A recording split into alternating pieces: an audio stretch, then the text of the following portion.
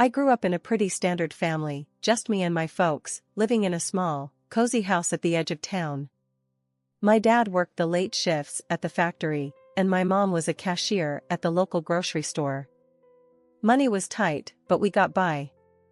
I was their only kid, and they poured all their love into me, even though I wasn't the easiest child to care for. From a young age, I was always the sickly one, catching colds that seemed to linger for weeks and struggling with a bunch of allergies that kept me indoors more than out. I was thin, way too thin for my age, and my clothes? Well, let's just say fashion was the least of our concerns. School was a battlefield. I tried to blend into the background, but somehow, I always stood out, and not in a good way. My classmate, Sarah, she made sure of that. Sarah was everything I wasn't: popular, pretty, and always dressed like she was about to walk into a photo shoot. One day, trying to dodge the bullies, I was late to class. Slipping into my seat, I hoped for a quiet day. That hope vanished the moment Sarah noticed me. "Look who decided to show up," Sarah sneered, loud enough for the whole class to hear. "Thought you were too sick to come to school, or did you finally find something to wear that didn't come from a charity bin?" Her friends laughed, echoing her cruelty. I wanted to disappear, but there was nowhere to hide. I kept my eyes down, whispering, "Just leave me alone, Sarah." "What was that?" she mocked, stepping closer. "Can't hear you. Speak up." Before I could muster a response, Mr. Jenkins, our math teacher, entered the room, cutting off whatever Sarah had planned next. The rest of the day, I kept to myself, speaking only when spoken to, and even then, my words were barely above a whisper. At home, things were different. It was my safe haven. My parents, seeing my downcast eyes at dinner, exchanged worried glances. "Nellie, honey, you barely touched your food." "Something happened at school today?" my mom asked, her voice full of concern. I shrugged, pushing my food around my plate. "It's nothing. Just tired, I guess." My dad, quiet until now, put down his fork. "You know, Nellie, you can talk to us. Whatever it is, we're here for you." I nodded, knowing they meant every word. But explaining the day's humiliation felt impossible. "Thanks, Dad. I'm just really tired. Think I'll head to bed early." Dragging my feet towards the school gates, I braced myself for another day of dodging glares and whispered insults.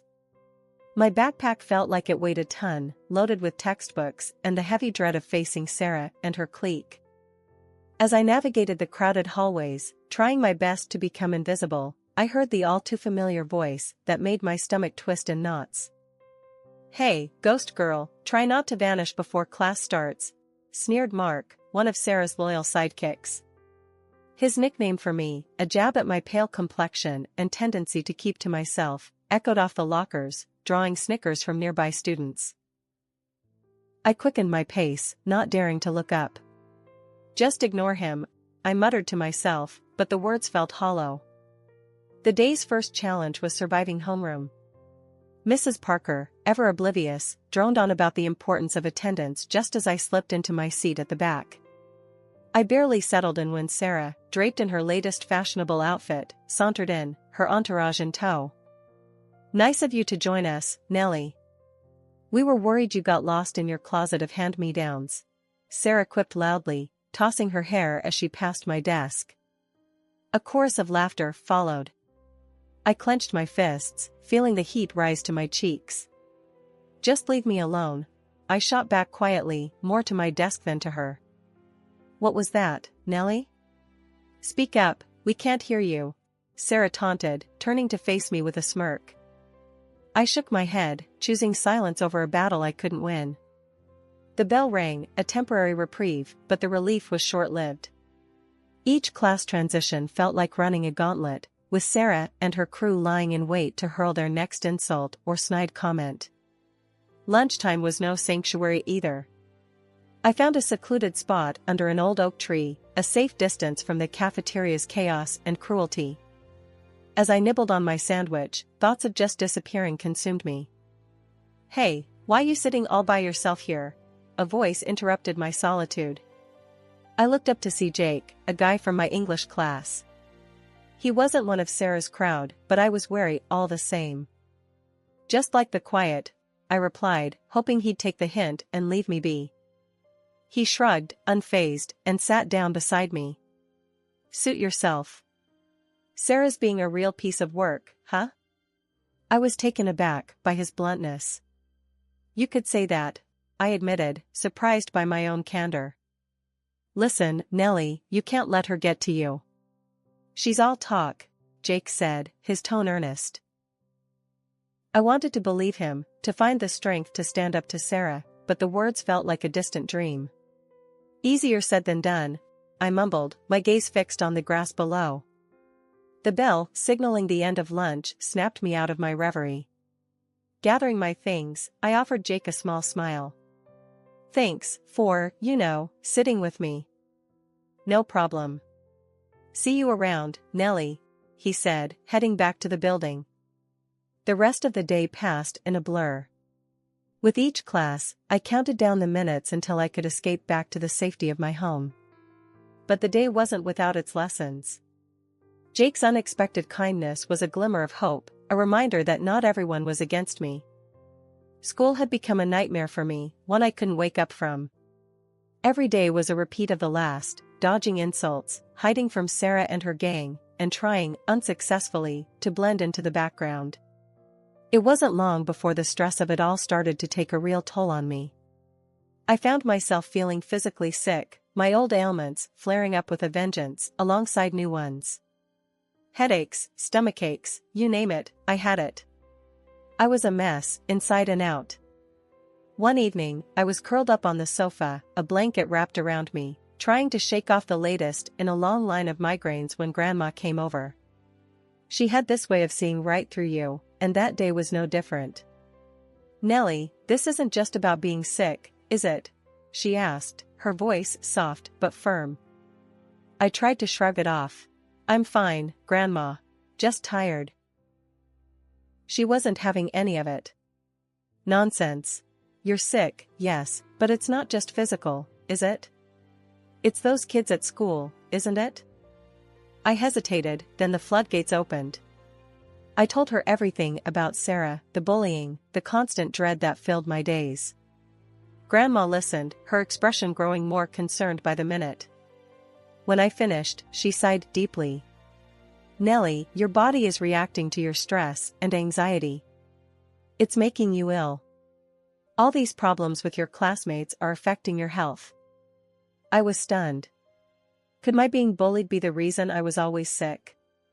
Seeing my confusion, Grandma explained further. "Stress can have a real, physical impact on your body.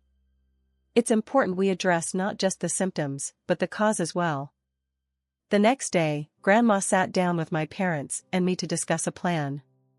It was clear that continuing to attend school wasn't an option, not if things stayed as they were. After much discussion, my parents decided to switch me to distance learning. It was a big change, but one that felt necessary. The difference was night and day. Away from the constant harassment and anxiety, I started to heal. My headaches became less frequent, my stomach settled, and I found myself actually able to concentrate on my studies without the looming shadow of Sarah and her taunts. I was sitting at the kitchen table one afternoon, working through a set of math problems, when Mom came in to make a cup of tea. She watched me for a moment, then said, "You seem different, Nellie. Better. Happier, even." I hadn't really thought about it, but she was right. "I guess I am," I admitted. "It's weird not having to worry about what's going to happen at school every day."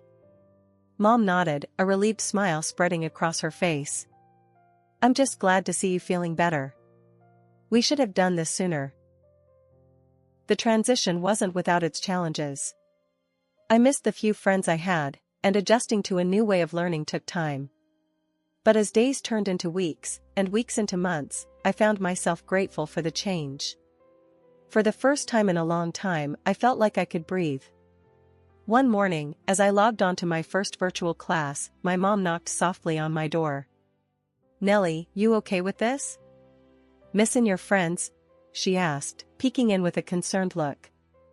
I paused, considering. Kinda, I admitted. But it's better than before. At least I can focus now. She nodded, her eyes softening. You just shout if you need anything, okay? I'm right downstairs. As the days turned into weeks, I found a rhythm to my new routine. The subjects I used to struggle with began to make sense, thanks to the absence of distractions and the patient guidance of my online teachers. One afternoon, after a particularly successful math session, my dad came home early and found me at my desk. Look at you, assing your classes without those bullies breathing down your neck, he said with a grin, ruffling my hair. I couldn't help but smile back. Feels weird, Dad. Good weird, though. Like, I can actually do this. That's 'cause you can, Nellie. Always could, he replied, pride evident in his voice. Yet, it wasn't all smooth sailing. The lack of social interaction began to weigh on me. I missed the face-to-face conversations, even the ones that weren't always kind. The silence of the house, once a sanctuary, started to feel more like a cage. I started to look for ways to fill the social void. I joined online study groups and even started a virtual book club with a few classmates I'd reconnected with. It wasn't the same as hanging out in person, but it helped. One evening, as I closed my laptop after a long study session, my grandma called. How's my favorite granddaughter? She asked, her voice warm and comforting. I'm your only granddaughter, Grandma, I teased, smiling at our ongoing joke. Details, she chuckled. How's the distance learning going? It's good, actually. I mean, I miss seeing people, but I'm doing better in school now, I shared, feeling a sense of achievement. That's my girl. You're stronger than you know, Nellie. Don't forget that, she said, her words lifting my spirits. Prom night was something I had dreaded for months. The very idea of attending filled me with anxiety. My parents, however, thought it would be good for me, a chance to close this chapter on a high note, as they put it. Despite my protests, I found myself nodding along to their encouragement. It's a once-in-a-lifetime thing, Nellie. You might regret not going, Mom said, her eyes hopeful. I couldn't bring myself to argue further, even though every fiber of my being screamed against it. So, there I was, in a simple dress that my mom and I had picked out, standing awkwardly at the back of the gym, trying my best to blend in with the walls. The gym was transformed, barely recognizable, with all the decorations and lights. Groups of my classmates, all dressed up, were laughing and dancing, enjoying the night. I couldn't help but feel like an outsider, watching the festivities from my lonely corner. As the evening dragged on, I decided to make a quiet exit. No one would notice I was gone anyway. But just as I was about to slip out, Sarah, in her stunning dress, blocked my path. Leaving so soon, Nellie? The party's just starting, she sneered, her voice dripping with malice. I tried to step around her, but she shoved me back, a little too forcefully. Watch where you're going, she hissed, her eyes gleaming with cruelty. The sudden push caught me off guard, and I stumbled, drawing the attention of those nearby. In seconds, I was surrounded by Sarah's friends, their laughter piercing the loud music. Look at her, can barely stand straight, one of them mocked, pointing directly at me. Sarah leaned in closer, her voice loud enough for her circle to hear. Guess some things never change, huh, Nellie? Always the clumsy one. I felt my cheeks burn with embarrassment and something else, anger, maybe, or just a deep, aching sadness. Just leave me alone, Sarah, I managed to say, my voice shaky, but loud. Oh, I will, don't worry. Wouldn't want to ruin my night by spending another minute with you, she retorted, her words like daggers. The group's laughter followed me as I turned and ran, not stopping until I was safely outside, away from their taunting faces. Tears blurred my vision as I made my way home, the night air doing little to cool my flushed cheeks. My parents were waiting up when I got home, their faces lighting up at the sight of me. But as they took in my tear-streaked face and the defeated slump of my shoulders, their smiles faded. "What happened, honey?" Mom asked, rushing over to me. I shook my head, unable to find the words to explain the humiliation and hurt. "I just want to forget tonight ever happened," I whispered, the tears starting again as I let my parents wrap me in their arms, their concern and love a small comfort in the face of my pain. After the prom disaster, I was more than ready to put high school behind me. College was my chance to start fresh, to be someone new. I chose to study medicine, driven by a deep-seated desire to help others, maybe even understand a bit more about my own struggles through learning about the human body and mind. My first day at medical college felt like stepping onto another planet. Everyone was buzzing with excitement, talking about classes and future careers.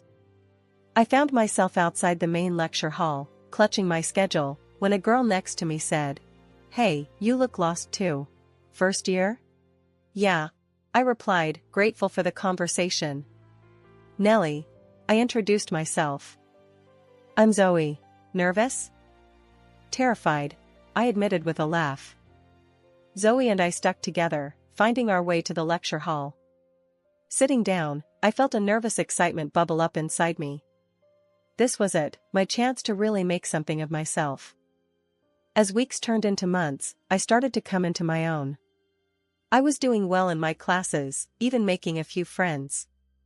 Zoe and I became inseparable, studying together and encouraging each other through the tough exams and endless assignments. Our hard work paid off, and I found myself thriving in a way I never had before. The subject of psychosomatic medicine particularly fascinated me, the idea that the mind could have such a profound effect on the body. It resonated with my own experiences, and I dove into the research with a passion. One day, after presenting a paper I'd written on stress and its physical manifestations, my professor pulled me aside. "Nellie, your work is impressive. Have you considered specializing in this field?" I was taken aback. I hadn't really thought about it. He nodded thoughtfully. "Think about it. You have a knack for understanding the complexities of the human mind and body. It's a rare gift." His encouragement bolstered my confidence, and I began to see a clear path ahead of me. I was going to use my past, my struggles, and turn them into something positive. I was going to help people heal, not just physically but emotionally too. As the years passed, I graduated from medical college with honors, my sights set on specializing in psychosomatic medicine.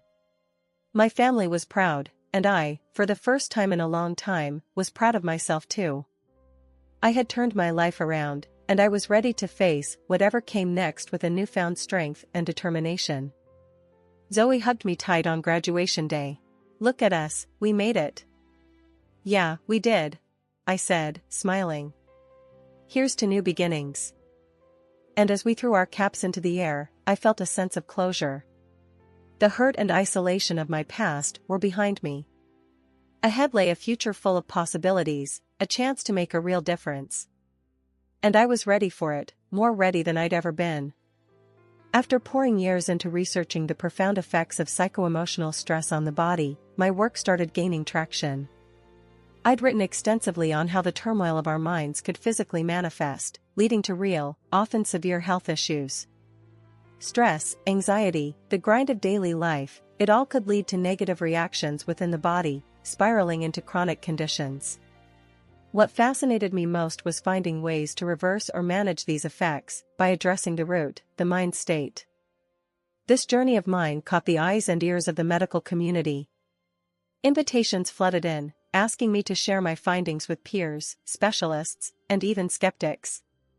It wasn't long before my name became somewhat of a buzzword in medical circles, a symbol of a fresh perspective on holistic healing.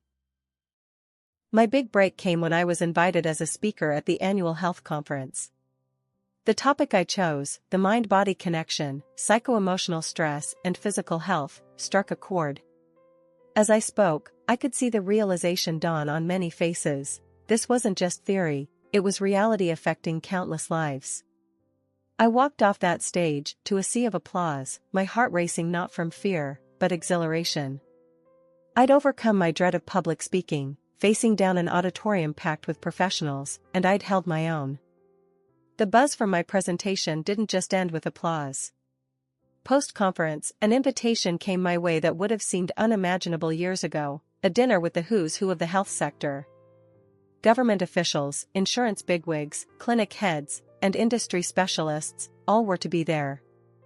As the day of the dinner approached, a mix of excitement and nerves took over.